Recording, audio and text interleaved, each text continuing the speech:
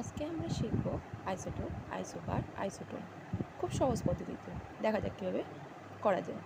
Isotope, দেখো আইসো মানে কি ইকুয়াল, আর আইসোটোপ, এই আইসোটোপের যে পিটা, সেই পিটাকে ডিনোট করে পি ফর প্রোটনস। এটা আমাদের মনে রাখার একটা ট্রিক্স। আচ্ছা, আমরা কিভাবে করব? আইসোটোপ জিনিসটা কি? আইসোটোপ হলো একটা মৌলিক পদার্থ, বিভিন্ন পরমাণু যাদের প্রোটন সংখ্যা একই কিন্তু নিউট্রন সংখ্যা আলাদা। এর ফলে কি হয়, তাদের ভর সংখ্যাও আলাদা হয়ে যায়। হ্যাঁ, সেটাকে বলবো আমরা আইসোটোপ। আচ্ছা, এক্সাম্পল কি? যেমন কার্বনে দুটো আইসোটোপ, একটা 12C আর একটা 14C। এটা দুটোই কার্বনের দুটো আইসোটোপ।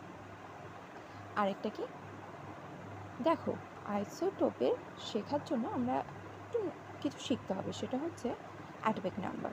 অ্যাটমিক নাম্বারকে আমরা সাধারণত জেড দিয়ে বলি। নিউটন সংখ্যা, এটাকে আমরা কিভাবে বের করি? এ মাইনাস জেড। আচ্ছা, এটা কি জিনিস?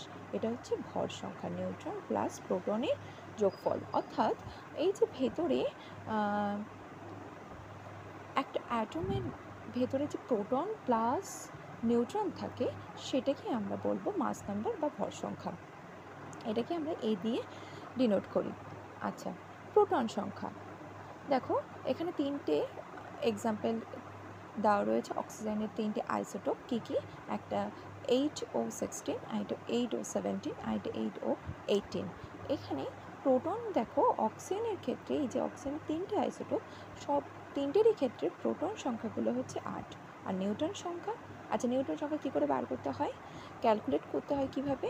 সেটা হচ্ছে এই যে আমাদের এই একটা এক্সাম্পল দিই, 8O16, এর নিচেরটা থাকে প্রোটন সংখ্যা আর উপরটা হচ্ছে ভর সংখ্যা। আচ্ছা, ভর সংখ্যা মানে কি? প্রোটন সংখ্যা প্লাস নিউটন সংখ্যা।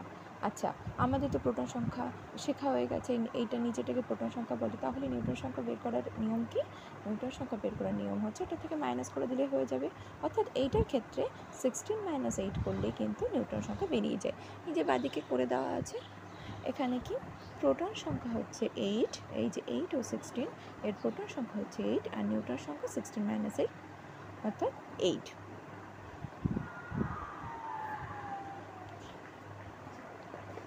আচ্ছা, আইসো বার, আইসো কথার মানে কি? আবার বলবো আমরা, আইসো কথার মানে হচ্ছে ইকুয়াল। বার মানে কি? বার মানে হচ্ছে মাস নাম্বার বা ভর সংখ্যা। আচ্ছা, আইসোবার হলো বিভিন্ন মৌলিক পদার্থের পরমাণু যাদের ভর সংখ্যা একই কিন্তু প্রোটন সংখ্যা ভিন্ন। আচ্ছা, এটা আমরা কিভাবে বুঝবো? দেখো, বার মানে মনে রাখার একটা ছোট্ট ট্রিক্স হচ্ছে বার। বার কথার অর্থ কি? আইসোবার, সেখান থেকে আমরা যে বারটা পাচ্ছি তার মানে হচ্ছে মাস নাম্বার অর্থাৎ ভর সংখ্যা। আচ্ছা, আইসোবার, তাহলে এইভাবে আমরা মনে রাখবো যে আইসোবারের ক্ষেত্রে যাদের ভর সংখ্যা একই কিন্তু প্রোটন সংখ্যা আলাদা, তাদেরকে আমরা বলবো আইসোবার। একটা উদাহরণ দিয়ে বোঝায়, সেটা হচ্ছে কার্বনের কার্বন, একটা 16C14, একটা 7N14, একটা কার্বন একটা নাইট্রোজেন। এই দুটোর ক্ষেত্রে দেখো, এই দুটো আইসোবার। এদের ভর সংখ্যা একই, মানে উপরের পার্টটা একই, কিন্তু প্রোটন সংখ্যা কার্বনের ক্ষেত্রে দেখো 6 আর নাইট্রোজেনের ক্ষেত্রে দেখো 7। তো এটাই হলো আইসোবার। আমরা বলেছিলাম আইসোবার মানে কি? আইসোবার মানে হচ্ছে যাদের ভর সংখ্যাগুলো একই থাকবে কিন্তু প্রোটন সংখ্যাগুলো আলাদা থাকবে, তারা হলো আইসোবার। আইসোটোন কি? আইসোটোনের আবার বলবো, আইসো কথার অর্থ হচ্ছে কি ইকুয়াল। আচ্ছা, আইসোটোনের এই যে বাংলায় যদি বলি তাহলে দন্তন্য দিয়ে মনে রাখবো, আর যদি ইংলিশের টার্মটা একটু মনে রাখার চেষ্টা করি তাহলে এই যে এন ফর নিউট্রন, তার মানে কি এখানে অবশ্যই নিউট্রনটা ইকুয়াল থাকবে।